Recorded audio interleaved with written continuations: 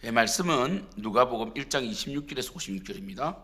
여섯째 달에 천사 가브리엘이 하나님이 보내심을 받아 갈릴리 나사렛이라는 동네에 가서 다윗의 자손 요셉이라 하는 사람과 약혼한 처녀에게 이르되 이르니 그 처녀의 이름은 마리아라.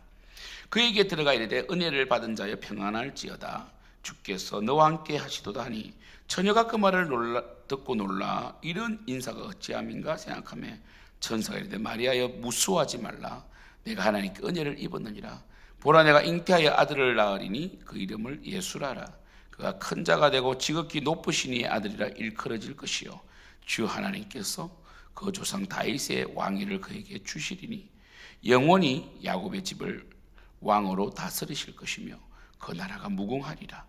마리아가 천사에게 말하되 나는 남자를 알지 못하니 어찌 이 일이 있으리까. 천사가 대답하여 이르되 성령이 내게 임하시고 지극히 높으신 이의 능력이 그들을 덮으시리니 이러므로 나실 바 거룩한 이는 하나님의 아들이라 일컬어지리라. 보라 내 친족 엘리사벳도 늙어서 아들을 배었으므로 본래 임신하지 못한다고 알려진 이가 이미 6달이 되었나니 대저 하나님의 모든 말씀은 능하지 못하심이 없느니라. 마리아가 이르되 주의 여종이오니 말씀대로 내게 이루어지이다 하며 천사가 떠나가니라. 이때에 마리아가 일어나 빨리 산골로 가서 유대 한 동네에 이르러 사가랴의 집에 들어가 엘리사벳을 문안하니 엘리사벳이 마리아가 문안함을 들으며 아이가 복중에서 뛰노는지라. 엘리사벳이 성령이 충만함을 받아 큰 소리로 불러 이르되 여자 중에 내가 복이 있으니 내 태중의 아이도 복이 있도다. 내 주의 어머니가 내게 나오니 이 어찌된 일인가. 보라 내 문안한 소리가 내 귀에 들릴 때 아이가 내 복중에서 기쁨으로 뛰노라도다. 주께서 하신 말씀이 반드시 이루어지다. 고 믿은 그 여자에게 복이 있도다. 마리아가 이르되 내 영혼이 주를 찬양하며 내 마음이 하나님 내 구주를 기뻐하였으면 주의 여종의 비천함을 돌보셨습니다. 보라 이제 후로는 만세의 날을 복이 있다 일컬이로다. 능하신 이가 큰 일을 내게 행하셨으니 그 이름이 거룩하시며 긍휼하심이 두려워하는 자에게 대대로 이르노다. 그의 팔로 힘을 보이사 마음의 생각이 교만한 자들을 헛드셨고 권세 있는 자를 그 위에 내리시셨으며 비천한 자를 높이셨고 줄이는 자를 좋은 것으로 배불리셨으며 부자는 빈손으로 보내셨도다. 그 종 이스라엘을 도우사 긍휼히 여기시고 기억하시되 우리 조상에게 말씀하신 것 같이 아브라함과 그 자손에게 영원히 하시려다 하니라. 마리아가 6달쯤 함께 있다가 집으로 돌아가니라. 아멘. 우리는 이렇게 성경을 그냥 읽지만 말라기와 마태복음, 이 말라기와 누가복음 사이의 이 복음서, 말라기와 예수님의 이 땅에 오심까지는 암흑기라 부릅니다. 이 암흑기고, 그리고 여기에는 선지자도 없었고, 말씀도 주지 않았던 시기죠. 이때는 이제 중간기 암흑기인데요. 이스라엘 백성들은 바벨론 포로에서 돌아와서 재건을 하죠. 그리고 에스라를 중심으로, 이 에스라가 사실 마소라 학파의 수장이거든요. 이때부터 성경이 이제 마소라 사본이 나오기 시작하는 겁니다. 그래서 이 에스라를 통해서 이제 성경이 이제 구약 성경이 거의 완성이 되는 거죠. 그리고 보존이 되고. 그러나 그들이 경건하게 말씀대로 산다고 했지만 여전히 그들은 점점 타락해 가게 되고 말라기 때가 되면 또 예배에 대해서 소홀하게 됩니다. 하나님을 불신하게 되죠. 우상을 숭배하게 됩니다. 그때 이제 헬라 제국이 알렉산더의 헬라 제국이 전 유럽을 휩쓸면서 이 팔레스틴 지역까지 진격해 들어오죠. 이 알렉산더가 죽고 나서 휘하의 4명의 장군이 분할에 통치하면서 이 이스라엘 땅은 셀루쿠스 왕조에게 들어갑니다. 그 셀루쿠스 왕조는 이 수리아의 수도를 두고 이 이스라엘을 핍박하는데 안티오쿠스 에피파네스라는 굉장히 악한 왕이 다니엘에 나오는 뿔 악한 뿔입니다. 그래서 이 안티오쿠스 에피파네스가 결국은 이 유대인들을 핍박하고 하나님의 성전에 제우스상을 세우고 그리고 돼지 머리를 갖다 두고 숭배하게 하고 그리고 이 빨가벗긴 채로 남자들을 훈련시켜서 할례의 수치심을 막 드러내가지고 이렇게 하나님을 부정하게 만들었던, 그러나 이를 보지 못했던 이 제사장 가문의 마카비 가문이, 마카비는 망치라는 뜻입니다. 마카비 가문이 안티오코스 에피파네스 가문을 몰아내고 성전을 정화했습니다. 그래서 요한복에 보면 수전절 성전을 정하는 이 하누카가 나옵니다. 이란이 절기가 하나 더 생기는 거죠. 유대인의 겨울이었습니다. 그래서 결국 성전을 깨끗이 했지만 그러나 곧 그 독립이 얼마 가지 않아서 로마의 진격으로 무너집니다. 로마가 진격해 올 때 그때 에돔 족속, 에돔의 족속인 헤롯이 로마와 결탁하여 로마를 도움으로 이 헤롯이 로마에게 많은 뇌물을 주게 되죠. 그리고 그는 이 왕이 됩니다. 유대인의 왕이 됩니다. 원래 신명기 17장에 보면 유대인의 왕은 이 이스라엘 왕은 형제 중에 한 사람이 왕이 되어야 됩니다. 그렇죠? 그러나 이 에돔 사람 헤롯이 왕이 되니까 반발의 위기가 있으니까 그때부터 헤롯은 이 헤롯 성전을 짓게 됩니다. 제1성전은 솔로몬 성전, 제2성전은 스룹바벨 성전입니다. 포로기 이후로 제3성전인 헤롯 성전을 짓고 금칠하면 굉장히 아름답게 짓고 있었고 예수님 당시에도 공사가 진행되고 있을 정도로 오랜 시간 헤롯은 이 민심을 사기 위해서 성전을 짓고 있었고 그러나 여전히 경건한 자들은 이 로마의 통치와 헤롯의 통치를 환멸을 느끼고 특별히 바리새파들은 뭡니까? 분리주의자로서 로마의 이 가이사의 얼굴이 새겨진 화폐를 만지지 않기 위하여 갈릴리 쪽으로 흩어지면서 자영업자로 됩니다. 그들은 이 하루 벌어 하루 먹는 물물교환 형태로 화폐 경제를 거부하는 이런 자들이 많았습니다. 그렇죠? 이러한 시대에 그들은 누구를 기다렸냐면 메시아를 대망하게 됩니다. 메시아를 대망하였어요.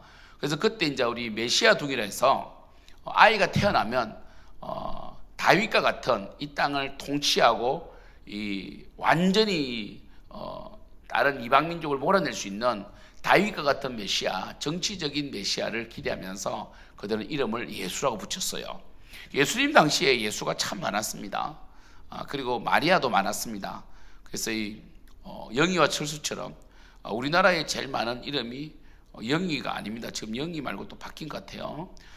그러니까 이 흔한 이름이 예수였다. 그래서 예수라는 이름, 예수는 요수아, 호세아처럼 구원자라는 뜻입니다. 구원자.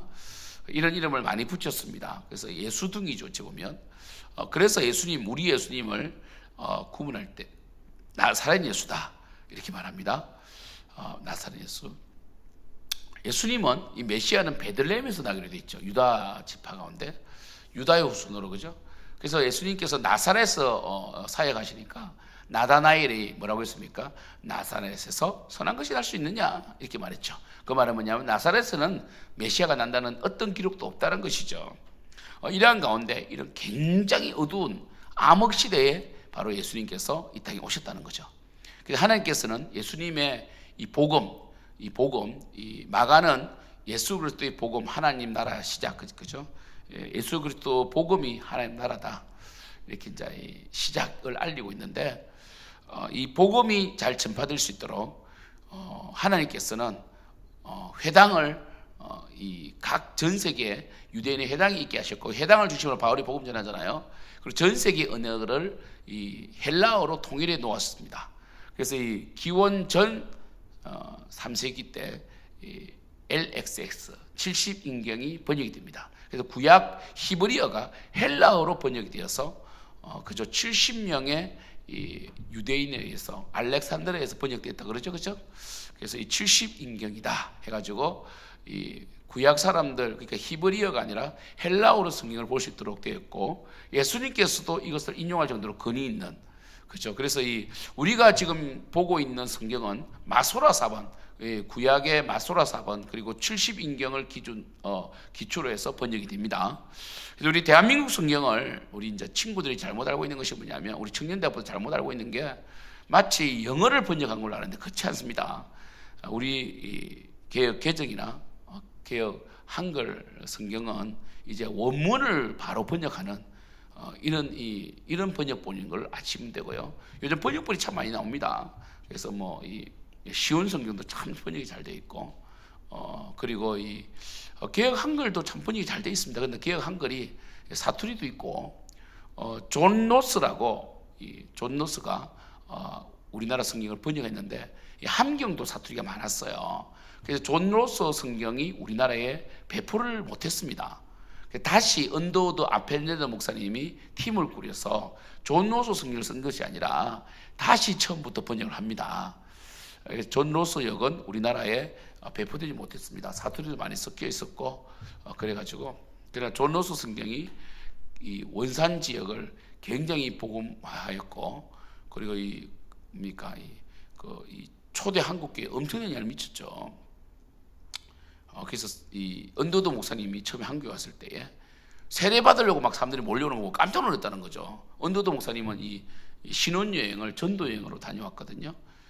굉장한 분이에요. 언더우드 목사님은 정말로 많은 일을 하신 분입니다. 뭐 1인 14역을 할 수 있는 능력이 있는 분이셨어요. 그래서 그 이유가 바로 존 노스 역 때문이었는데 보시면 이러한 시대 가운데 예수님께서 오신 겁니다. 전 세계가 헬라어로 통일되어 있었고 그리고 로마가 통치함으로써 전 세계에 이 아피아 가도 여러분 이 길이 닦여져 있었다는 거죠. 딱 하나님의 복음이 전 세계로 확산될 수 있는 모든 기초가 만들어졌을 때에 때가 참에 우리 갈라디아서 때가 참에 예수님께서 오신 것입니다. 자, 그럼 보시면 우리 오늘은 어제는 세례 요한의 수태고지고 오늘은 예수님의 수태고지입니다. 마리아에게 나타나셨는데 이 마리아에게 이런 인사를 합니다. 마리아는 다윗의 자손 요셉이라는 사람과 약혼한 처녀였습니다. 약혼은 이 히브리 그러니까 이 유대인에게 약혼은 결혼과 똑같습니다. 거의 결혼으로 보면 됩니다. 그래서 약혼식을 하고 이 남자는 돌아가서 신부와 살 수 있는 집을 마련합니다. 집이 마련되면 다시 신부를 데리고 와서 같이 사는 거예요. 그게 결혼이죠.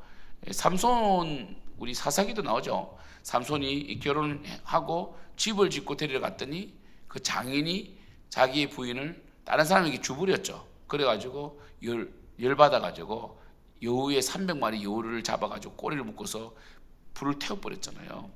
그것처럼 이 약혼이 결혼인데 그럼 이 약혼한 자가 배가 불러온다. 이것은 사실 돌에 맞아 죽는 일이죠. 그리고 우리 마태복음은 요셉은 경건한 사람이고 이를 가만히 숨겼다라고 돼 있잖아요. 그죠? 그래서 이 약혼한 처녀에게 마리아에게 찾아갔고 그럼 마리아는 특별한 사람이 아닙니다. 그냥 하나님이 택한 거예요. 이 가톨릭은 마리아를 성모 마리아 데오토코스죠. 물론 마리아는 예수님은 신성과 인성을 가지신 분이니까 그죠? 이 하나님의 어머니라고 할 수는 있지만 그렇다고 마리아가 특별하게 숭배를 받아야 될 이유는 없고요. 마리아는 쓰임받은 계집종이라 오늘 나중에 계집종이라 돼 있잖아요. 쓰임받은 사람이고요. 예수님께서 성령으로 이 마리아의 피와 살을 취하셔서 완전한 인성을 취하신 거지 마리아가 뭐 특별하게 예수님의 어머니라 해가지고 마리아는 예수님 외에도 자녀들을 낳았잖아요. 요셉과 관계를 해서 자녀를 낳았던 마리아는 쓰임받은 계집종이지 마리아를 숭배해서는 안 됩니다. 그래서 가톨릭의 가장 이 문제가 마리아 숭배 사상 아닙니까? 보시면 이 28절에 은혜를 받은 자의 평안할지어다. 이 은혜를 받은 자의 평안할지어다 이 말은요. 사사시대 때 사사를 부를 때 기도원을 부를 때도 큰 용사여라고 부르거든요. 바로 이 하나님께 쓰임 받는 지도자를 부를 때에 쓰는 용어입니다. 주의 사자가 나타나서 마리아가 깜짝 놀라는 거죠. 이 계집종이 뭘 할 수 있는데 이런 말씀하십니까? 이런 인사가 어찌함입니까? 이렇게 놀란 거죠. 그리고 마리아는 뭡니까? 어떤 수태의 고지를 받습니까? 은혜를 받았는데 잉태를 한 거죠. 요셉과 관계를 하지 않았는데 잉태하여 아들을 낳으니 이름을 예수라 하라. 네가 진짜 메시아의 어머니다. 그죠? 네가 메시아의 어머니 역할을 할 것이다. 너의 살과 피와 뼈를 취하여서 완전한 인성을 가지신 죄가 없으신 그러나 신성을 가지신 죄가 없으신 이 메시아가 너의 몸을 빌어 태어날 것이다. 이렇게 말씀한 거죠. 굉장히 희생이 필요하죠. 마리아는 근심해야 됩니다. 안 싫습니다. 저는 평안하게 소시민적으로 요셉의 부인으로 살 겁니다. 나 이거 싫습니다. 저 오해받을 거고요. 저 정말 돌에 맞아 죽을 수도 있고요. 그리고 우리 남편이 저를 의심할 거 아닙니까? 이렇게 하지 않았고 그는 이 수태고지를 받아들입니다.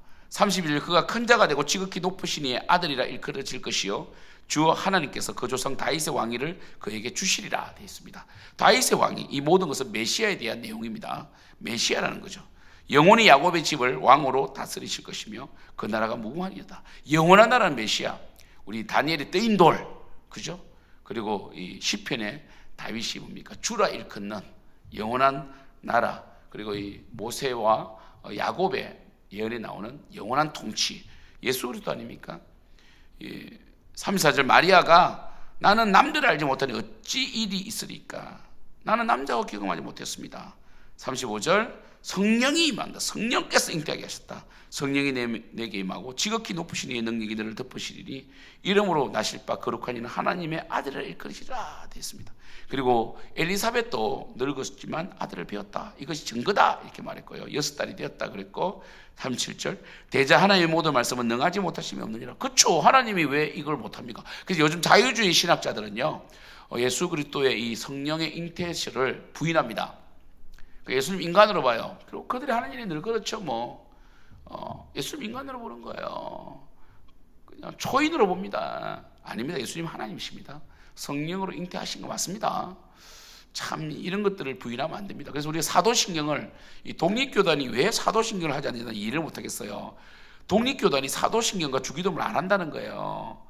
여러분 그러다가 나중에 우리 자녀들 이런 이 성령 잉태설 이런 거 다 여러분 다 잃어버립니다. 우리 다음 세대 잃어버린다고요. 사도신경은 너무 중요합니다. 사도신경은 이 기독교의 핵심을 담고 있기 때문에 이걸 다 믿어야지 기독교인이 되는 거예요. 기독교인의 일컬음을 받는데 이걸 하지 않으면 우리가 주문처럼 외우는 거 아니잖아요. 우리가 다 같이 모여서 똑같은 고백을 하는 거잖아요. 우리는 성령의 잉태를 믿습니다. 예수님께서 하나님의 아들이심을 믿습니다. 이 고백을 없애면 어떻게 하겠냐는 거예요. 주기도문 주문 아닙니다. 우리는 정말 하나님 나라를 위해서 기도를 하는 겁니다. 우리 하나님을 위해서 쓰임 받고자 이 기도를 하는 건데 하나님은 능하지 못하심이 없죠. 하나님이 이걸 왜 못하게 합니까? 하나님이 이 땅에 예수 그리스도 보내신 것 이것이 더 엄청난 일이 성육신이 대단한 거잖아요. 어떻게 처녀의 몸을 빌어 마리아의 몸을 빌어 성령으로 잉태된 거 왜 못할 일입니까? 이 마리아가 엘리사벳에 달려갔을 때에 이 엘리사벳의 뱃속에 있던 이 성령 충만한 세례 요한이 뛰었다는 거죠. 그래서 우리는 뭡니까? 태아도 성령 충만할 수 있다라는 말씀을 여기서 하는 거죠. 그렇죠? 그리고 마리아의 찬가가 나옵니다. 마리아가 이르되 내 영혼이 주를 찬양하며 내 마음이 하나님 내 구주를 기뻐하였다. 여러분 마리아는 이 기쁨으로 받습니다. 그는 돌에 맞아 죽을 수도 있고 위험성이 있고 그리고 남편에게 사랑받지 못할 수도 있잖아요. 그러나 그는 이 사명을 감당하겠다. 우리가 너무 마리아의 초점을 맞춰서는 안 되지만 그래도 마리아는 헌신한 자입니다. 헌신하고 쓰임받은 자다. 그리고 49절에 능하신 이가 큰 일을 내게 행하셨으니 그 이름이 거룩하시며 그러니까 그는 하나님께 영광을 올려드리죠. 내가 잘났다고 하지 않습니다. 그리고 놀라운 것은 51절에 50절 50절에 예수님의 사역이 등장합니다. 긍휼하심이 두려워하는 자에게 대대로 이른다. 하나님을 경외하는 자에게는 긍휼하심으로 갚아주시고 51절 교만한 자는 헛되신다. 팔로 힘을 보이사 마음의 생각에 교만한 자는 헛되시고요. 권세 있는 자는 내리치시겠다. 그죠? 그리고 비천한 자는 높이신다. 줄인 자는 좋은 것으로 배불리시며 산상수훈 아닙니까? 그죠? 마음이 심령이 가는 자는 복이 있다. 배부를 것이다. 부자는 빈손으로 보내셨다. 누가복음에 나오죠 이 말씀이. 부유한 자는 뭡니까? 가난한 자의 복이 있다. 이렇게 그죠? 사복사하에 나오잖아요, 그죠? 부자들은 줄일 것이다. 이렇게 나오죠, 그죠? 그거 뭡니까? 하나님 앞에 겸손한 자들, 하나님을 경외하는 자, 하나님 나라를 대망하는 자에게는 이제 메시아가 오셨다는 거죠. 그러나 교만한 자, 하나님의 통치를 거부하는 자, 그리고 위선자들에게는 이제 하나님께서 내리치실 것이다라고 이렇게 마리아가 성령 충만하여 찬양하고 있습니다. 오늘 말씀에서 우리가 은혜 받을 부분은 바로 마리아의 헌신이죠. 위험을 무릅쓰고 하나님께 쓰임 받았다. 그러나 마리아는 계집종이고 쓰임 받은 그 수많은 사람 중에 한 사람이지 마리아를 신격화해서는 안 된다는 것이고, 그리고 세례요한이 복중에서도 성령 충만하여 뛰었다. 주의 영광을 위하여 정말 기뻐했다. 이것도 놀라운 일이고요. 그리고 하나님은 못하실 일이 없다. 하나님은 능하지 못하심이 없다. 이 정말 중요한 구절이거든요. 하나님의 하시는 일에 쓰임 받는 것이 중요하다. 오늘 주일입니다. 오늘 주일날 여러분 이 주의 영광을 위하여 예수님이 이 땅에 오셨고요. 우리를 구원하기 위하여 이 땅에 오셨고 마리아의 몸을 빌어 오셨습니다. 이제 예수님께 우리를 구원하셨습니다. 이제 우리도 마리아처럼 하나님 나라를 위하여 쓰임 받아야 됩니다. 오늘도 새로운 영혼을 보내주기를 기도하고, 우리가 새로운 영혼이 오면 잘 섬기고요. 그리고 셀이 정말 이 은혜가 충만해서 셀이 행복해서 영혼을 잘 섬기는 셀이 되고, 정말 영혼을 섬기는 우리 생명 넘치는 교회, 오늘 예배를 통하여 우리가 회복될 뿐 아니라 영혼을 구원하는 역사 있기를 축복하고, 또 우리 각 교육부 예배 가운데 하나님의 영광이 임하고 성령이 임재하시도록 축복하고 기도합니다. 기도하겠습니다. 하나님 아버지, 하나님께서는 사람을 쓰십니다. 하나님은 우리를 쓰시고 우리와 함께 하기를 원하십니다. 성령이여 함께하여 주시고 쓰임받음의 기쁨으로 기꺼이 쓰임받는 우리 생명 주는 교회가 되게 하여 주시옵소서. 예수님의 이름으로 기도드립니다. 아멘.